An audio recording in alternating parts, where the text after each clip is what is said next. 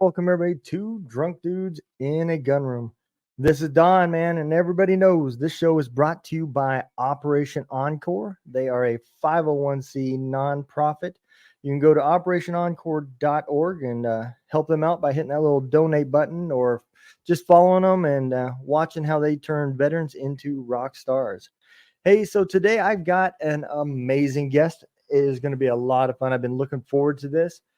It is Joseph Malone. Joseph is the CEO and founder of Southern Cross Safety Academy, a personal safety training company that provides life-saving mindset and skills training to private citizens and corporations. Since leaving the military, Joe has provided customer training and programs to private citizens and corporations around the world on mental resiliency and self-reliant personal safety skills. He is the publisher and author of the Women's Safety Guide and aims to train over 1 million citizens in personal safety and awareness. Let's bring on Joseph Malone. Hey, how's it going, man? What's going on, Don? I'm doing good, man. Hey, me too, man. So let's just kick it off. Tell everybody a little bit about yourself, man, where you grew up and what brought you to the military. Yeah. So grew up in the southwest side of Chicago, right where the suburbs meet the city. So I grew up right on the suburb side. Mm-hmm. And that was cool because we had a lot of forest where I was at. The mafia was really big. I mean, my town was actually created by the mafia. Still, I don't know if it's still run by the mafia, but it was up until the early 1990s. At a minimum, I know that because Cook County prosecutor's wife, who was the dean of the local college, got murdered, dumped in the creek behind our house. And anyways, long story short, is it was an interesting area to grow up. Lots of little like nefarious areas to get in trouble as a kid. That kind of led to some bad choices, got addicted to some pretty hard substances at a really early age, just being somewhat adventurous, a little too adventurous, I guess, with the drugs. And when I was 18, I watched my best friend join the Marine Corps. And at this point, I was on a pretty quick path to dying. I had already overdosed 3 times, lost a couple of friends. And when I saw him and how he changed and transformed, I just kind of wanted me some of that, man. And this is 2005. So Iraq's like the big thing. 9/11 still fresh. And a year later from when he went to boot camp, I found myself in boot camp. And exactly 1 year to the day he graduated, I found myself walking across the parade deck out there. Okay. So, yeah, I mean, coming in after 9/11, you know, I came in 94.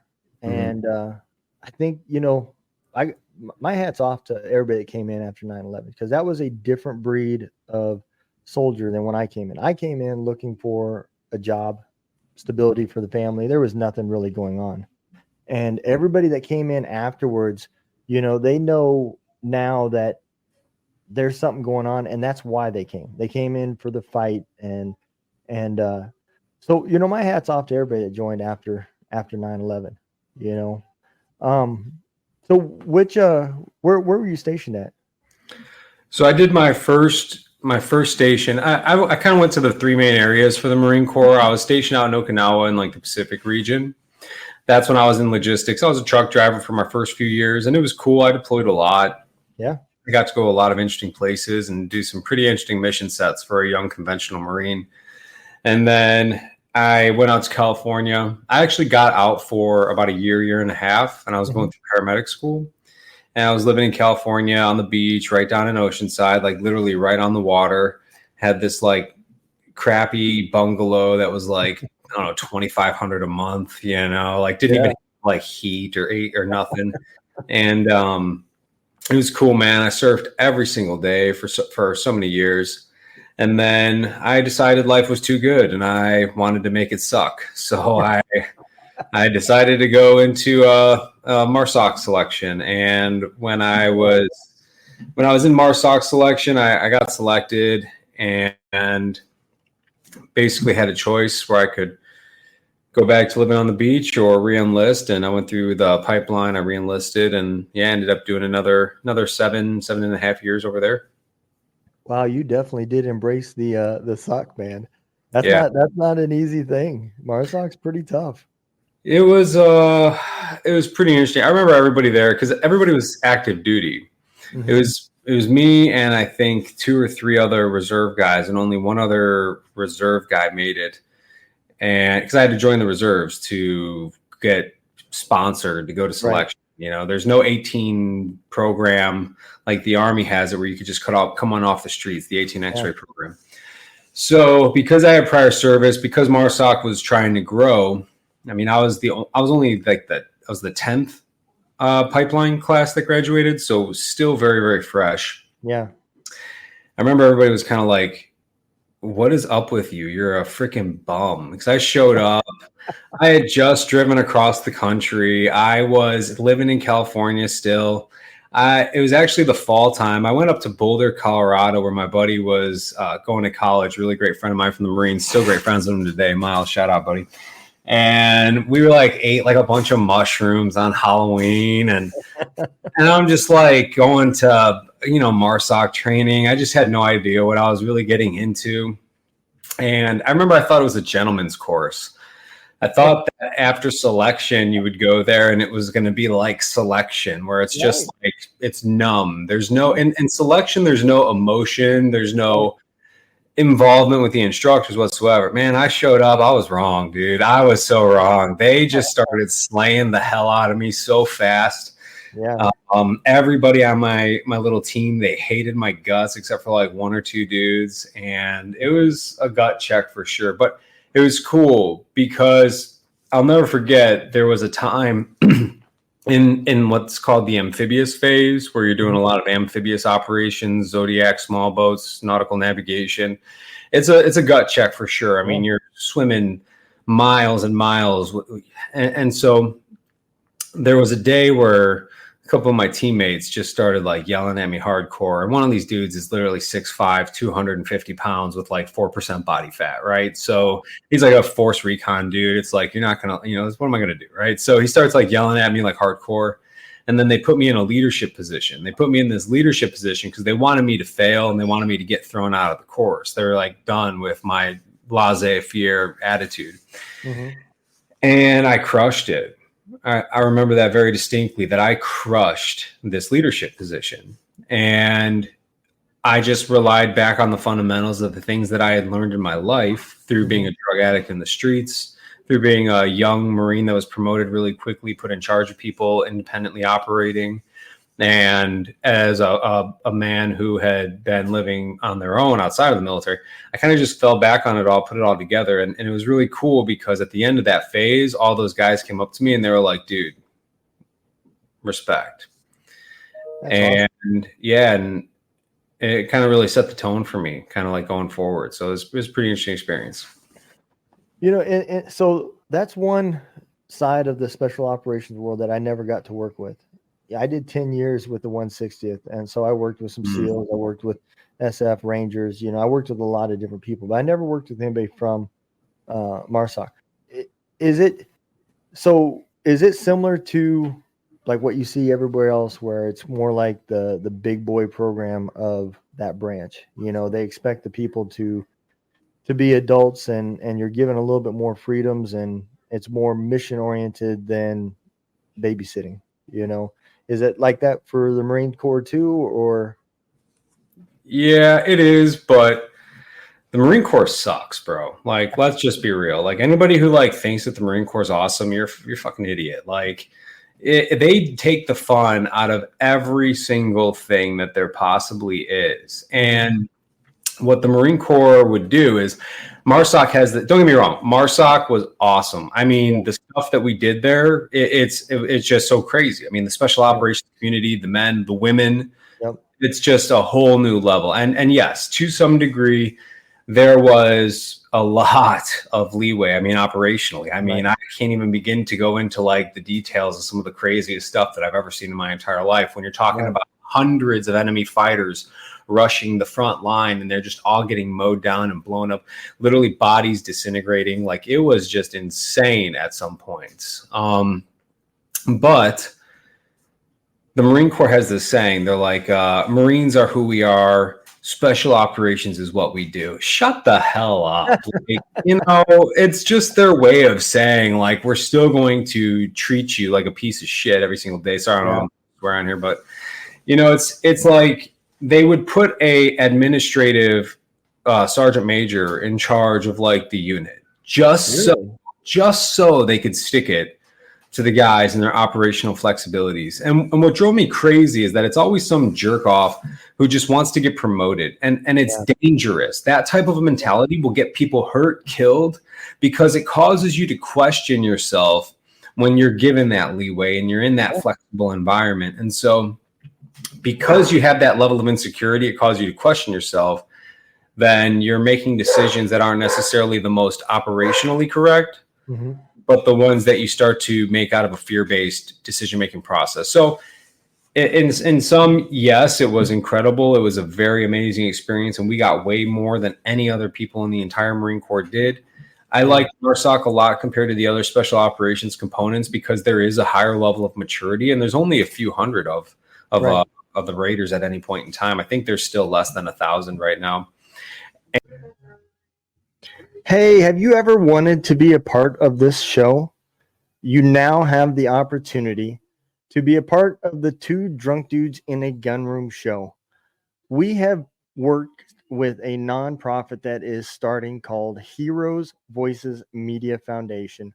We are trying to help this foundation get built. You can be a part of it by sponsoring our show. Go to twodrunkdudesinAgunroom.com. Sponsor the show, and you will be a part of an amazing organization that will be helping veterans. Thank you. Now let's get back to the show. And you have to have time in service before you come over. You can't join like the SEALs, you can't join like the Army, the PJs.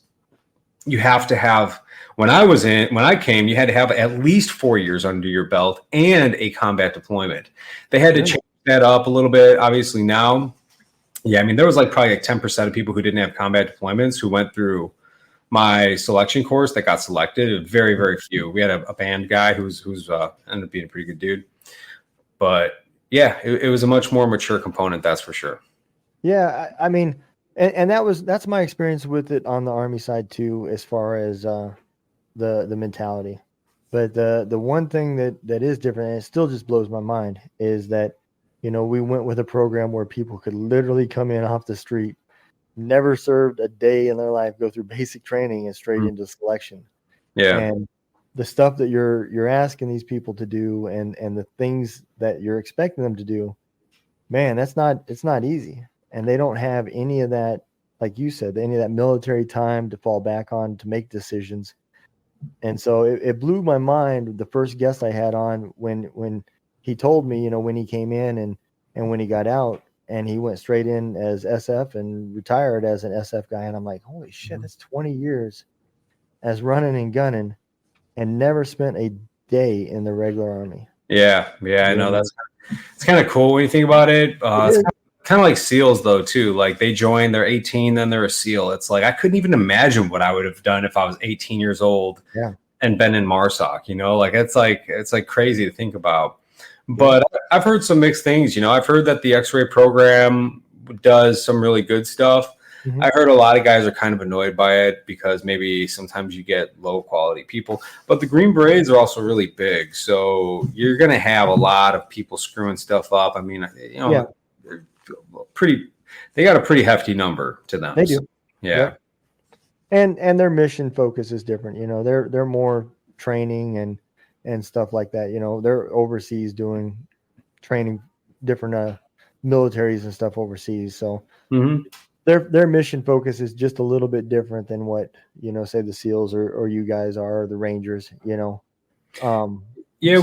We did a lot of, we actually model ourselves a lot after the ODA, actually. MARSOC does. Yeah.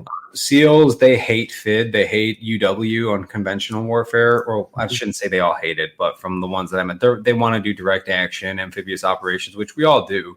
Yeah. But we model our mission set a lot after the ODAs as well. We liked it. I liked it. I thought it was cool. But it is a little bit different of a culture over there for sure. Oh, absolutely. So how long were you? How long did you stay in with MARSOC before Was that what you did all the way up to the point you got out, or did you go Yeah. back? Yep. No, I did. So I did like in total, I did 13 years. So 4 plus 8, 9. So I did like 7 years in the teams and then 2 years of training in between there. And deployed a few times. I got really lucky with my mission set. I got in on Afghanistan. We were the last MARSOC company over in Afghanistan, which was pretty interesting. We got to go to Iraq to fight ISIS really early on. And then I was also there for the fall of Mosul when we took it back. So that was pretty interesting as well. I had more of an intelligence role for that deployment. So it wasn't as like cool as I would have wanted it to be. It was still a pretty cool deployment. But then I got to go to Syria for a little bit too with some tier 1 guys. That was pretty awesome. That was like super cool. I probably would have tried out for Delta had I decided to stay in, but my last deployment, I just got a bad taste in my mouth. I was sick and tired of always, in Afghanistan, you're working with child molesters. Yeah. Like, what the, what's the deal? And a lot then, of people don't understand that, dude. And then you're working with like people who just don't give a crap about any of the stuff. I was like, I just didn't understand why we were there. It's like, you want to go there, take care of whatever bad guy business you got to do. Cool. I was all about that. But this whole like putting billions, hundreds of billions, whatever number it is at this point, into creating this like fake government, this fake country. I mean, I was just burnt out from that crap really quick, especially with the insider attacks. And we had a guy get killed. I remember just like looking at his wife pregnant during the funeral. Man, I just didn't understand what the fuck was going on. And then we went to Iraq, worked with the Kurds. The Kurds were awesome, amazing people. Yeah. And then what do? We screw them over. Like, not the first time. Again. And then, I went out to Syria and we're working with different Kurdish factions. And long story short is that they had X reputation. I found that not to be true. And it's just interesting when you're on the ground. Ran into a foreign service officer. This guy had no idea what was going on. Mm-hmm. If you ever get the chance to read the book, The Ugly American, I highly recommend it. It just describes American government culture, across the globe, and how just absent-minded and ignorant we can all be. And then when the Iraqi army turned back on the Kurds and we got told to let the Iraqis basically kill the Kurds because we believed in a one Iraq government and the Iraqis wanted their territory back that the Kurds fought ISIS for and took. They were driving an M1 Abrams tank with a picture of the Iranian Ayatollah on the front of it. I mean, it was huge. It was so big we could see it from a Predator drone feed, clear as day. Wow. And we almost launched a Hellfire at it, but it was flying an Iraqi flag on the tank. So the front of the tank had a big picture of the Iranian Ayatollah, and then like the little flag that was like hanging at the turret was like an Iraqi flag. And what it was like Soleimani and his people back when he was still alive. Respect Donald Trump for smoking that guy, because that dude was a freaking piece of garbage. And we were on the battlefield with him many times, and we were just told basically, look in another direction. I mean, I never like saw him. We weren't like we were like next to each other, but we knew he was in the area. And yeah, man, that tank opened up on the Kurdish position that we were like just at, like an hour ago. And dude got friggin' killed. Story kind of ends a little bit of a happy ending. They had like some German anti-tank rocket. I still don't even know what this thing was. I wish I really could find out what it is. I might actually do some research after this now because it's starting to bug me. Just told the story a couple days ago. But the Kurds launched it at the M1 Abrams tank, dude, and it freaking jacked that thing up, which is that is crazy for people out there who aren't like huge military people. When you see a single shoulder fire rocket system take out an M1 Abrams tank, you want to know what that is, by the way. Like, that's a big deal. And yeah, dude came out burning, and the other guy was dead inside of there. I think there was 2 guys in there, if I remember correctly. But man, I was just done at that point. I was just over it. No, I get that, and it's funny that the way you said that because I still remember that briefing that speech that Trump gave when that dude died. You know, that's the one where he said he died like a dog, a Oh yeah, cowardly yeah. dog. That's hilarious. I forgot all about that. I was on I was on a work trip somewhere. I don't remember where I was, but I got back from like teaching all day, and I went to my hotel, and I like just popped on my phone really quick, and I saw that we had smoked them, and I was like, "This is awesome, dude." And I think they rocket him at the Baghdad airport too, or something like that. I think so. Yeah. Yeah. So and then you had these dumbass like celebrities saying like hashtag Suleimani. I was like, man, I wish. When I see people talk like that, You just can like tell this, they know nothing. well, just like this whole Hamas thing, right? Like, don't get me wrong, I don't believe in genocide of any people, and people talk about Hamas and Palestine, but the Palestinian people, in my opinion, from what I've seen, are being held hostage by Hamas. Yeah. Hamas is Yep. Iranian influenced, Yep. and Hey, let me tell you guys about an amazing organization that is being built right now. It is called Heroes Voices Media Foundation, and it is an organization that is using media to help veterans express themselves and tell their stories using media, as in podcasting, like the Two Drunk Dudes in a Gunroom show. It is also using music like Gunroom Radio. And it is also using books like What is Coming Soon with Warrior Words. So if you would like to help, go check out Heroes Voice Media Foundation.org. You can find it at our Facebook page, and you can also find it in the description of this episode. So let's get back to the show.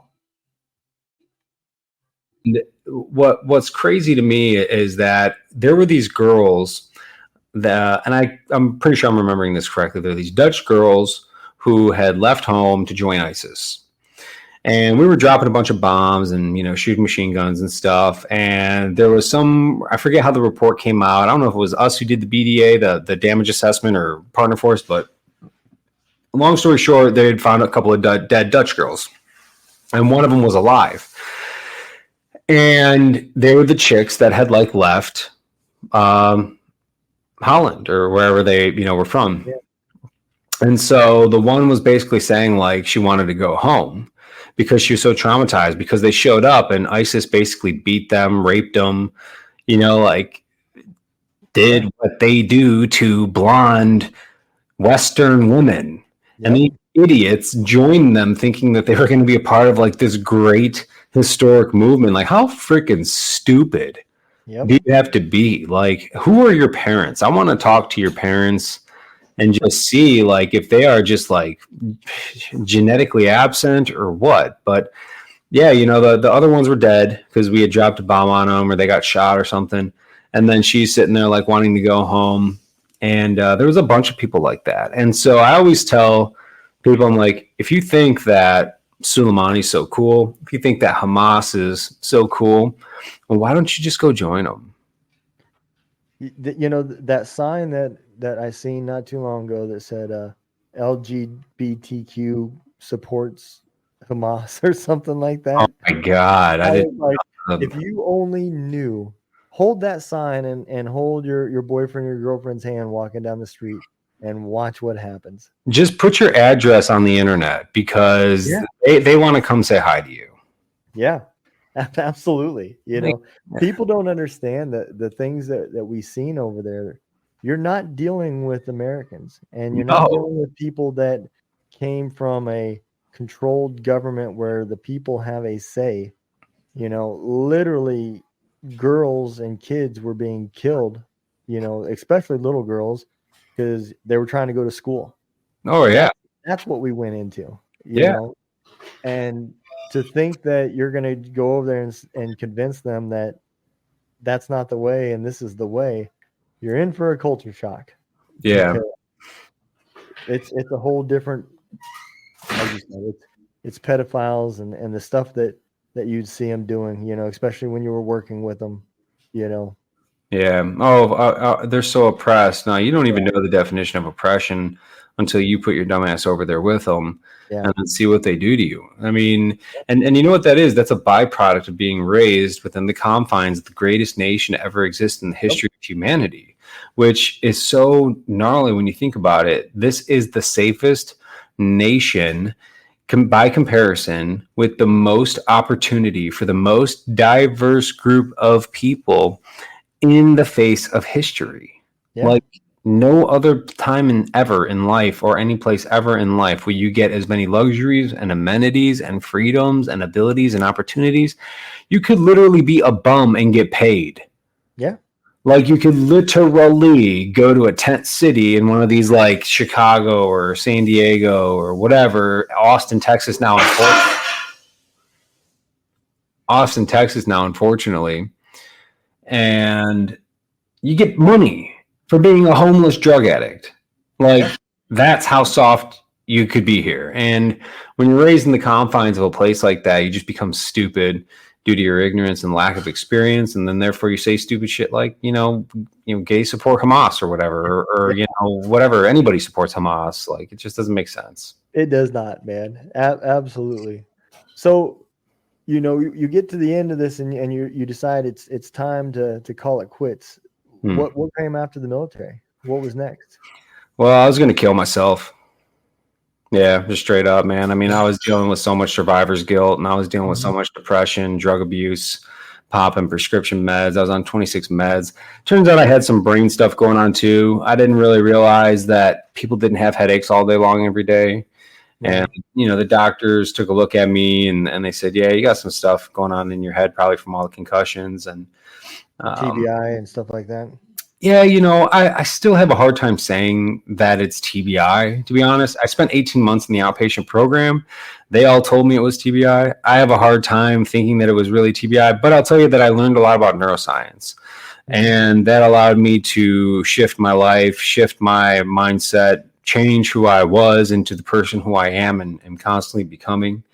And I decided at this time, Marjorie Stoneman, this is like 2018, and Marjorie Stoneman had gotten shot up. And 14 out of the 17 people were killed, were hiding in a classroom. And the school was bragging about their active shooter code red protocol for 8 months. I did a lot of research on this because it blew my mind that 14 people were killed in a classroom. I was like, why didn't they just get out? Yeah. They're on the first floor. And it turns out that as I do research on this, all of our schools lock down, and all of our schools tell kids just to sit there and get killed. It's crazy. When you look at the Nashville school shooting, the reason why there were so little casualties is because they disobeyed the operating procedure and they ran. It's the most common sense freaking thing on the face of the damn planet. Like if there's somebody with a gun trying to shoot you, ladies and gentlemen, you run and you get away from them, because the further you are from that person, it becomes exponentially more difficult for them to shoot you. Yep. Now, on the reverse, if you decide to just sit there in the classroom and cry and wait for like 15 minutes for the shooter to finally make his way over to you, you're going to die. So when I found that out, I was like mind blown. Dude, I'm going to change the game. I'm going to get out. I'm going to be the greatest active shooter consultant the world's ever seen. I'm going to help every school in America. That's like when I found out like the Alice program was being trained. That's just the stupidest thing I've ever seen in my life. Throw staplers at a shooter. What are you, retarded? Get out. Like, how dumb. Like, and so it's all based off of fear decision-making models. And it's law enforcement decision-making models, which, no offense to them, I love my cops, but dude, you guys aren't equipped or trained. You're getting a lot better at it, but you haven't been trained or equipped for this type of like a paradigm. And the special operations community has. It's what we live in constantly. We link up with locals and we have to worry about the insider threat. And unfortunately, we had 2 insider threat attacks on both my Afghan deployments. And so the point is that I thought I was going to change the game. Dude, I've talked to like probably over 60 schools at this point. And one of them hired me, but they didn't even like listen to what I had to say. And it was just like, I couldn't believe none of these schools wanted my help. They would literally like laugh at me when I would tell them the special operations Marine with the highest security credential in the world, like the CPP, it's like the gold standard in the security industry with, college education and all this experience. They would laugh at me when I would tell them that they needed to get out of the building, that needed to be their priority. And they would say, oh, well, where do we go? And I would tell them, well, you go to one of 4 pre-designated rally locations within 300 yards of your facility, north, south, east, and west. And at that place is where you begin to gain accountability and provide and render aid and find out who's missing. And I'm not going to dive into all the reasons why 300 meters, why each cardinal direction, blah, blah, blah, blah, blah. Point is that is a very safe distance to get away from an active shooter, especially with all the ones that we've seen. You know, they're not shooting no 300 yards. Like so anyways, they didn't want my help and I couldn't believe it.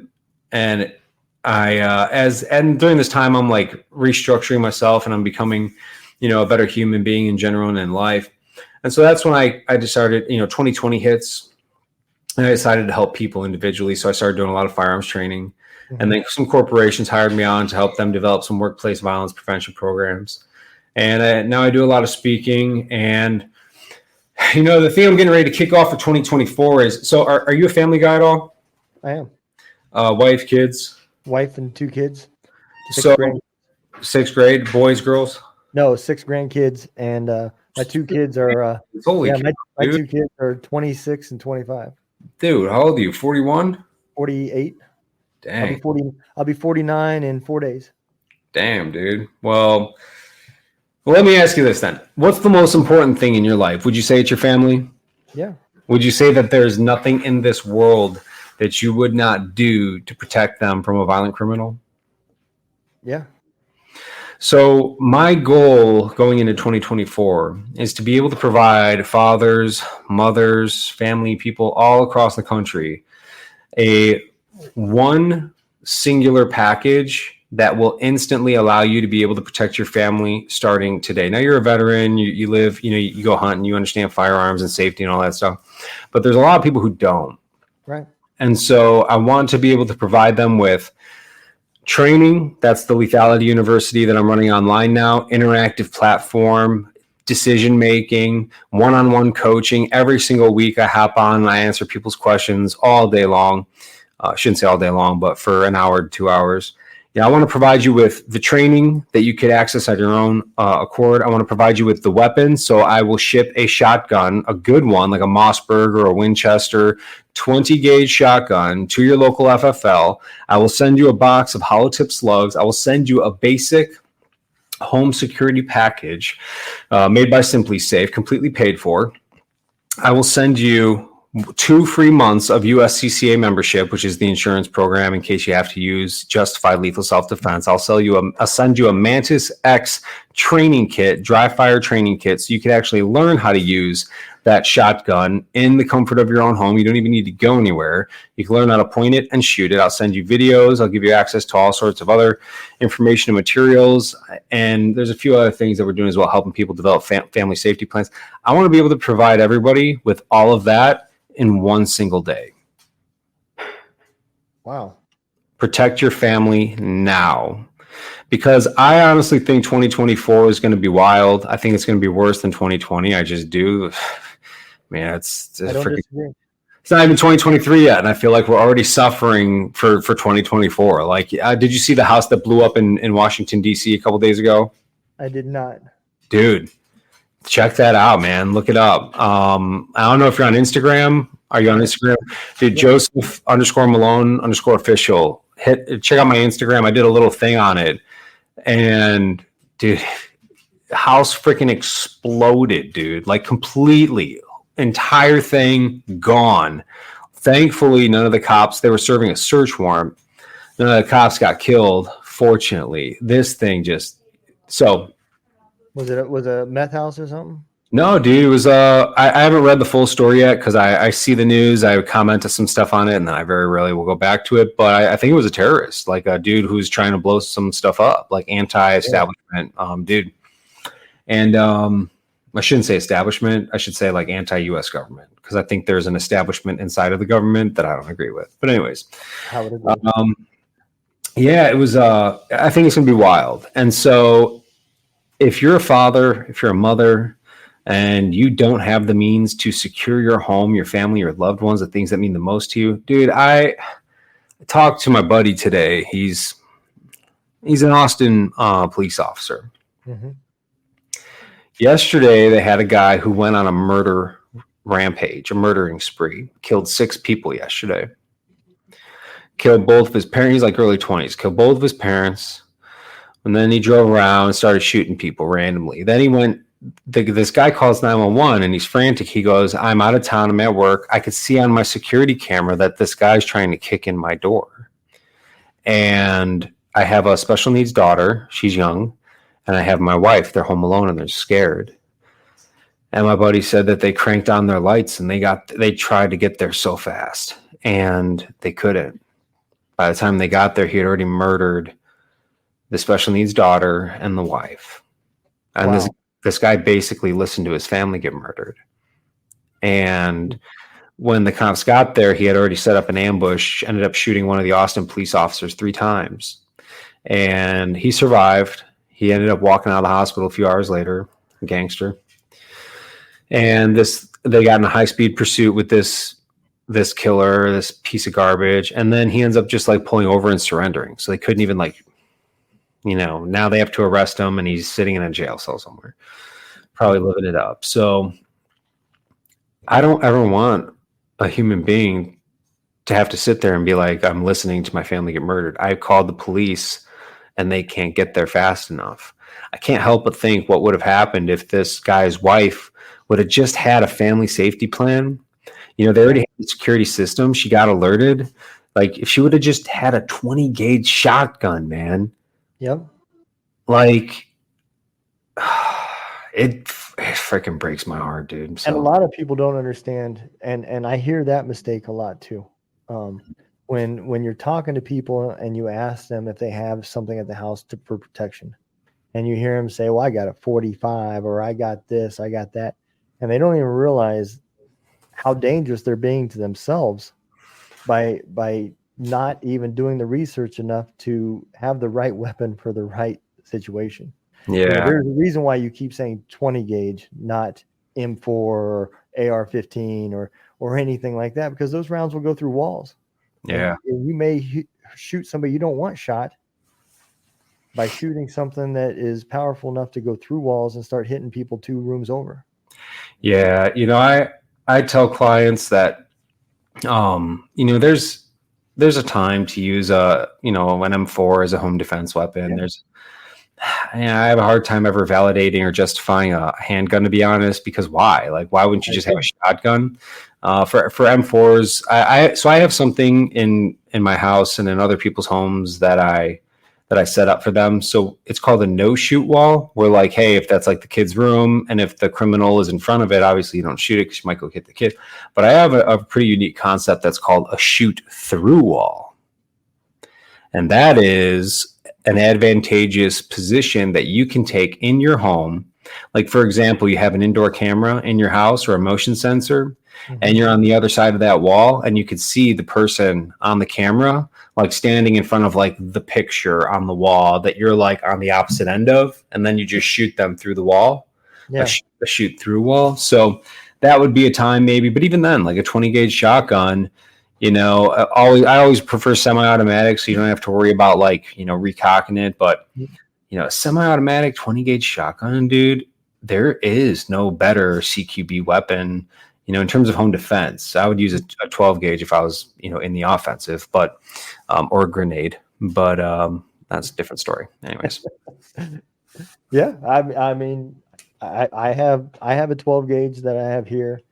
It's not, I didn't get it for home defense. I got it for hunting, and I got one also, another 12 gauge that's just for fun. I take it out shooting. I got a little Citadel, a little AR-12, semi-automatic, fun gun to shoot. Neither one of them I didn't get either one of those. One's for hunting and one's just for fun. And neither one of them are for protecting my house. I have other stuff for that. Yeah. I own one pistol. That's what I carry. That's my concealed carry. And everything else is rifles. I'm like you. I prefer rifles because I'm more comfortable with them. In the military, that's what I handled mostly. I wasn't an officer, so I didn't carry no 9s or anything like that. Yeah. But for me, it's just, it's fun. I enjoy shooting. So I have stuff that's just for fun. And I have a few things that I've got set up in rooms that are for protection. Yeah. And I agree. It comes down to training. That's really what it comes down to. Yeah. You see so many people that go and buy guns and they think because now they own it, they're trained. Yeah. And they don't spend the time at the range. They don't, do mock-ups, rehearsals, what ifs, none of that stuff. Yeah. And that's one of the things that I'm pretty excited about, the Lethality University that we're releasing next year, is that it's like scenario driven training where we cover a topic and then we have you go do it. Yeah. Like literally, we use a shot timer and I set it for a random time, and then the moment it goes beep, it's like, through the course curriculum, when you hear a beep, you're supposed to run, get up to your, defense spot, grab your home defense weapon, load your dummy ammunition, because we're always training with dummy ammunition, and what's the time? And then we time it, right? It's like, hey, how fast can you, like right now, beep, I have to get up, run, go to my room, grab my shotgun, put my dummy round in there, and then, now I'm standing by, like ready. So how much time does that take me to do? And what areas of the home would I be cut off from that access? So like where I'm at in my office, going over to my bedroom isn't the most efficient means. So you got to have things spread out throughout your house. But man, I really feel for this guy down in Texas. And I never want anybody to go through something like that, man. Yeah. The only outcome that's acceptable there is that woman blows that dude's face off. His whole head gone clear. And even though she's probably going to be like, she blew dude's head off, whatever, but she's a victor in that moment, and she's not a victim. And unfortunately she's dead now. But, if she had been raped or something, like that stuff, of course, sticks with you for the rest of your life. And you lose a bit of yourself. You lose your ability to love. You lose ability to live. Yeah. When the other scenarios, I blew that dude's freaking head off. Like, you're going to get over that eventually, and you're going to be a badass. Like, that's it, plain and simple. Yep. No, I agree. You will definitely sooner get over that than the alternative. And, and the gentleman that was on the phone listening to this will never get over that.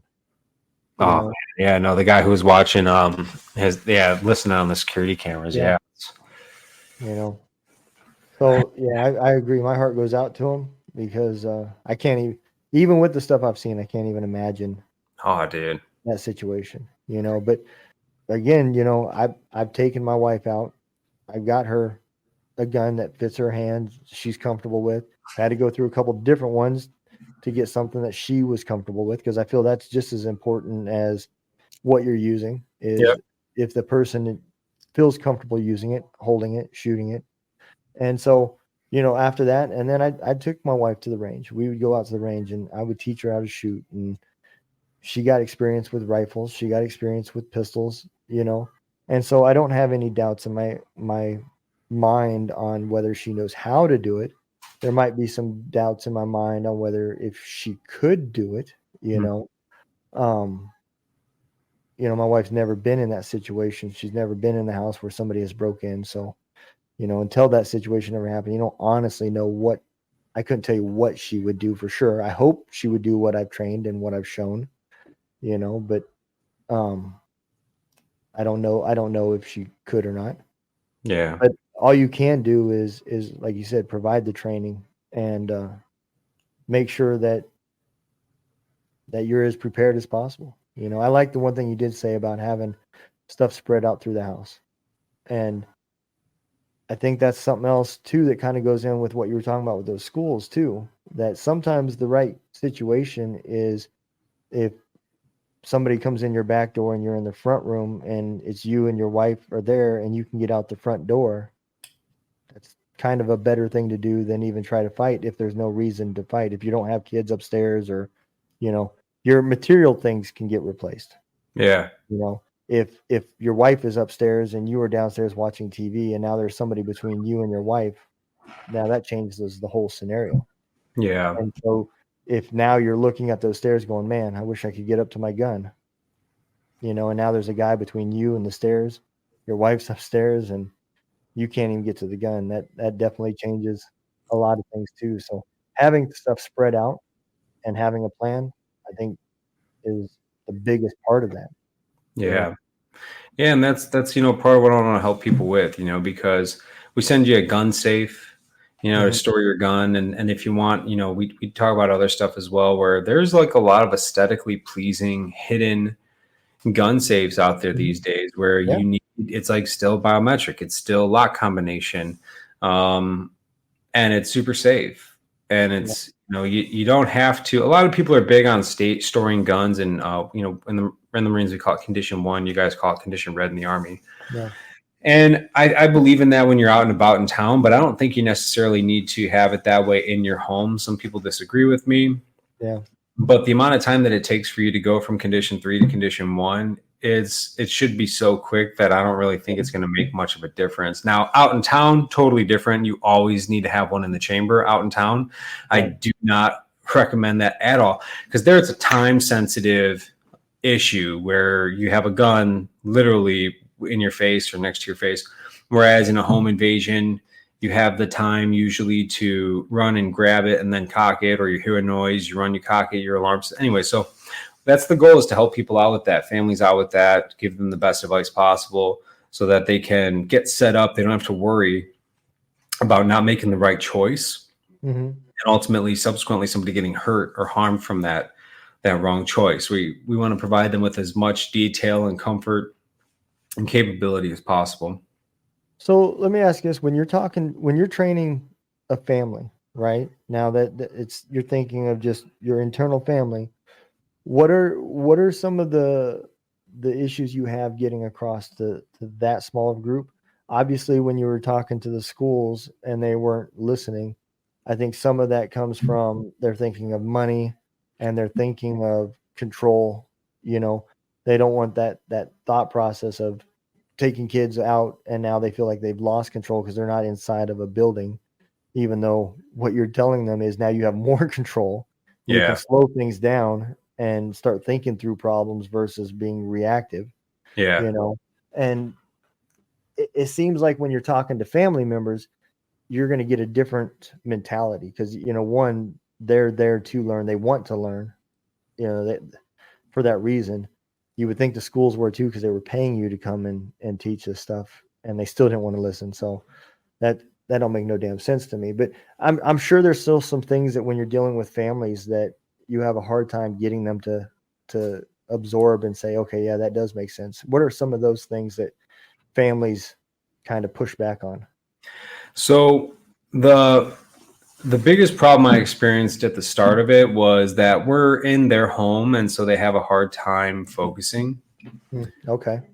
So what we did was we started to gamify it a bit. So not to make it necessarily like, hey, we're going to train on your family response plan for, violent intruder, but instead we started to gamify it in other ways, so Hmm. that it became like a family competition or almost like a game night Okay. in some regard. That way it broke up like the seriousness of the training, Hmm. but we were still training for like the same fundamentals.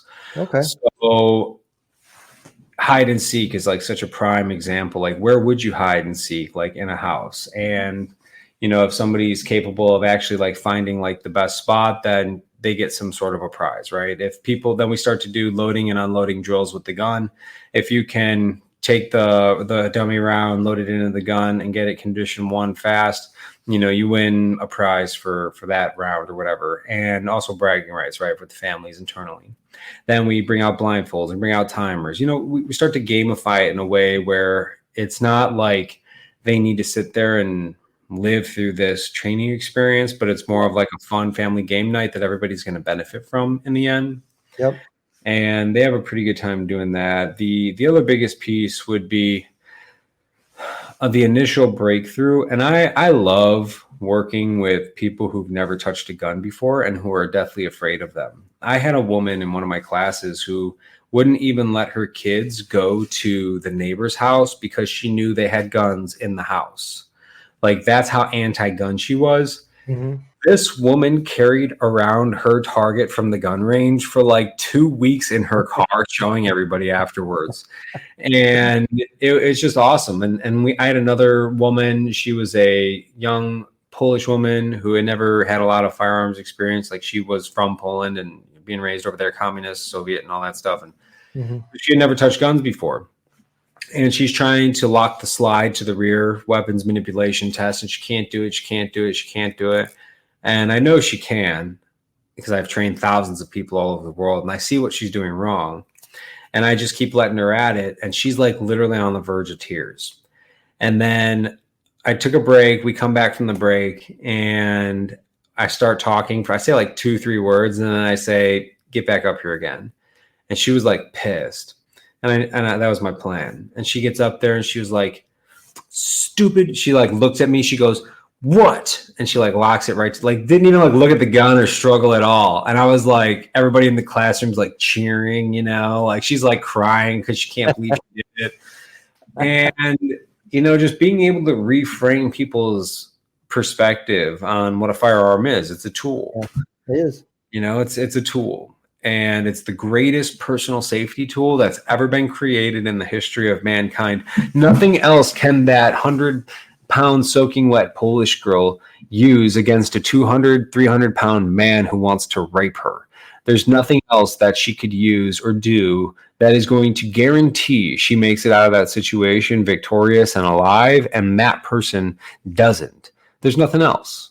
And people need to just realize that. And unfortunately, a lot of people's perspectives don't change until after they're victimized. That is unfortunate, and I can completely see that. You listen to people talk. You can tell people that the first time their house has ever been broken into, because that changes their whole mindset. Oh yeah. I think that's probably, to be honest, I think that's probably the best case scenario that could happen. If that's all that happened is you walked home and you seen that your door was pried open and your TV was gone, and that was enough to make you go get a gun, get some training, and start doing the right thing. Having a gun may not have done anything for that situation, but you are now prepared for something that could have been a lot worse. Oh yeah. I mean, even having my car broken into when we moved into our new house, my car was broken into and I had some stuff stolen out of it. And it's a freaking sobering, paranoid experience, because you're thinking, you're constantly hearing somebody out there. If it's your home, you're constantly thinking somebody's breaking into your home. If you've been, and driveways and front doors are huge for people in the suburbs, especially to get robbed and burglarized. I mean, imagine walking home after one night, 3 dudes come at you out of the dark, beat the shit out of you, rob you at gunpoint, take your stuff and run. You're never walking up to that front door the same again. You're probably going to move, is what's going to happen. Yeah, you're right. I got a buddy of mine, and it blew my mind. While we were both in the military, and we both worked at Pizza Hut as a second job, and he delivered, and I didn't care to deliver because of the area that we worked in. And one day he delivered. He went up to a door. It was starting to get dark. He knocked on the door. The lady answered the door. He gave her the pizza. She gave him the money. And as he was turning around walking off the steps, some guys came out from behind the bushes, hit him in the back of the head, took the money, and walked right back into the house he just delivered the pizza to. Oh, wow. That was how much they didn't give a shit. Hmm. And when you start hearing stuff like that, you're like, man, there really is people out there that just don't give a shit. Yeah, well, it's because they've never had to face repercussions.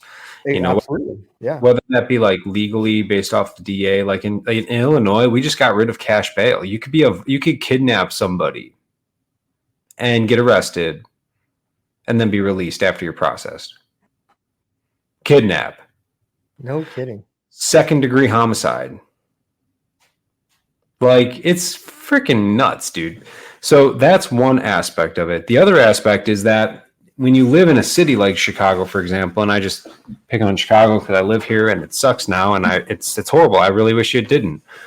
But when you live in a city like Chicago that touts these anti-gun laws and has an anti-gun demographic, at least politically, all you're doing is saying, I'm vulnerable. Because, Yeah.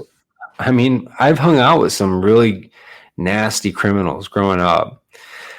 And I could tell you for a fact, the houses they didn't break into were the ones that they knew had guns. And the sheds they didn't break into were the ones they knew had guns. The people they didn't carjack were the people who they figured had guns. Instead, they jacked who? Old ladies, frail looking, weak men who just looked like, you couldn't even tell if they were like men or chicks or whatever. Like, that's what they go for. They go for the weak because it's survival mechanisms built in the brain. Like, Yeah. what's your best chance of success here? All right, well, I'm not going to go for the 6'4" jack dude who has like a high and tight and a Marine uniform on. I'm going to go for, the 5'8", 100, and 12-pound or just like weak, flaccid looking dude who, clearly doesn't know what he's doing in life. Like, that's the person they're going to go for. And because of that, none of them ever get shot. And none of these criminals ever have to wear colostomy bags. None of these criminals ever end up in wheelchairs. None of these criminals ever end up, watching their friend getting their face blown off because they're trying to victimize somebody. If you start to face those types of experiences, you're going to be much less likely to want to go out and do it again. And so only when we as a society my company has this saying, those capable of great lethality are capable of preserving great peace. And what it means is that your discipline, your mindset, your belief system, your habits, your skill set, and your ability to inflict swift and justified violence in defense of yourself and others, that's when you're capable of preserving peace, because nobody's going to want to mess with you. And if they do, then they face what they get coming to them, which is usually going to be immense swift violence, which results in their death. The other side of this is that you don't know how to defend yourself, and they continue to do what they're doing, victimizing people like the weak people out there. Right. And so not until we're all capable of defending ourselves can we defend one another. And when we're capable of defending one another, we could provide a blanket of security to where we no longer have to worry about criminals running rampant in our society, because they're not going to want to do it. They're all going to get killed, paralyzed, shot, stabbed. It's not going to be fun. And they're going to they'll find another way that's easier for them to make the money. And that's the beauty about all this science right here that I talk about, is that the brain has two priorities, Don. Conserve energy by not burning calories, and don't get killed or hurt. That's like the primitive part of our brain that we can't even think of when we're reacting. That's the fight or fear-based response, sympathetic nervous system. So if I'm a crook and I'm watching all my friends get smoke checked and wear colostomy bags because they're paralyzed from the waist down or from the neck down, like, man, this criminal stuff sucks. And it's resonating with the primitive part of my brain. The number one priority, don't get hurt or killed. And so you're absolutely right, man. When you say, I'm going to go work at McDonald's for $15 an hour because I'll still get to go to that party on Friday night, or I'll still get to talk to that chick, or I won't have to be in a wheelchair for the rest of my life, incapable of maintaining an erection. Like, that stuff sucks. And it's justified when somebody's trying to victimize somebody and do that to them. Like, that's when it gets justified. And so, yeah, you're absolutely right, man. They'll find another way because it's survival mechanisms built in the brain. Yep, absolutely. I agree. So if somebody wanted to sign up for your course that's coming out, what is the website the best place for them to go to learn more? Or yeah, go to joemalonetraining.com. So Southern Cross Company is morphing into my corporate training seminars. So if you're a company owner or decision maker of some kind, we come through. I do a lot of public speaking engagements, and then I help you develop workplace violence prevention programs. Mm-hmm. Or response programs, whatever. And it's fun. We build leaders. We build team cohesion, company unity. But joemalonetraining.com, that's where you'll find the information for the Lethality University. I think today's December 6th. I think the website's down today for maintenance, so it'll probably be back up December 7th or 8th. Okay. But you can go there, you can sign up, and it's $300, not even $300, and you have a lifetime membership to access to me one-to-one every single week at a minimum.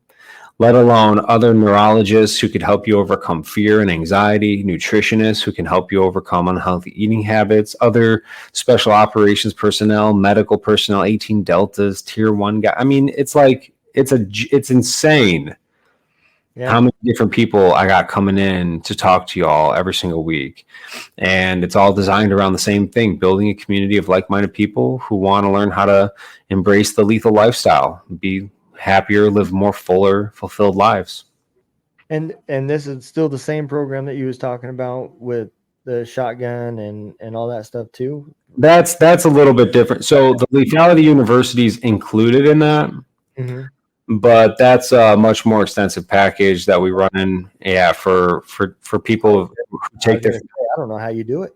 Yeah, no, that would be a huge loss after the shotgun alone. Because we're not giving low end stuff. It's great gear. It's great safes. It's great information. I mean, it's like literally the top tier stuff. Mm-hmm. And we're getting ready to roll that out in early 2024, probably January, maybe February. Okay. But yeah, that's what we call our executive home defense package. Mm-hmm. And then we have an executive vehicle defender package, which is essentially the same thing but more mobile based. So we, instead of a shotgun, it's a handgun. Instead of a home safe, it's a mount for your vehicle. It's a concealed carry holster. Okay. So there's a little bit of variance in between the different packages, but those are the two main ones that we're going to be rolling out. And if anybody wants information like that, it'll be up on the website soon, or you could always reach out to me, message me on Instagram, or email me. Instagram is probably the number one way to get a hold of me. It's always me. Well, I can tell you I'm going to be looking at it because I am definitely curious because, that people don't understand the training. That is the key, mm-hmm. And knowing how to use it, knowing when to use it, and why to use it are the big portions of that. Dude, anybody can go out and buy a gun. I love what you just said right there. That is like the core nexus, because when you think about like firearms training and online training, it's almost like, how does that jive? Mm-hmm. But that is the core principles here. Is we're talking about how to make quick decisions in timely manners. We gather analytics. So like a scenario will pop up on your screen, and based off of what we just talked about, like it's like Hollywood style, like production. The screen stops, question pops up, like, is this person a threat? Yes or no? Timer starts ticking immediately. And you have to say, yes, okay, why are they a threat? And then you have to say, this is because there's a knife in their hand. And then we keep track of that time, and we keep track of your data, and we talk about it. I'll reach out to you and we'll have a conversation about it. And we'll see trends if your decision-making process is getting faster or slower, because now you're going through the process in these dim lit scenarios and these well lit scenarios, hands, waist, face, hands, waist, face, hands, waist, face.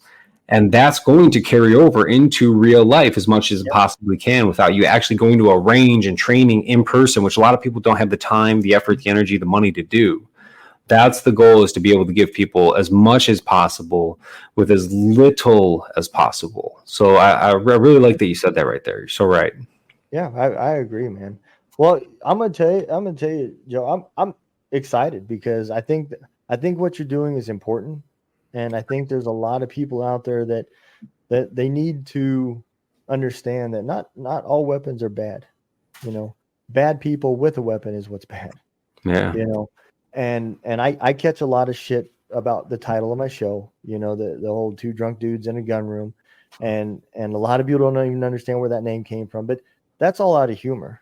Me and my old first sergeant that started this show, both of us are big about, gun protection, responsible ownership.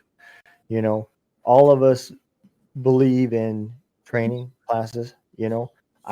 I was experienced with guns, and I still went and took a firearm safety course. I still went and took my concealed carry courses, and it's just because it's things that you need to do. They're things that you need to fresh up on. I don't touch my gun every single day. So when I do go to the range, I do shoot, and I start from the basics, and I work through things just because I don't shoot it every day. Mm-hmm. And so I think that's important. And what you're doing as far as even providing the equipment is amazing. So my hat's off to you, man. You came up with a great idea, and I think a lot of people should look at your website and look into it, you know. Appreciate it, man. So, well, brother, I'm gonna go and throw the exit video. I appreciate you coming on. If you don't mind sticking around for a few minutes, we'll talk afterwards, and I'll get some links and everything. We'll make sure that we get them all posted. All right. Cool, man. I appreciate it, bro. All right, man. Thanks for coming on. Y'all take care. Be safe.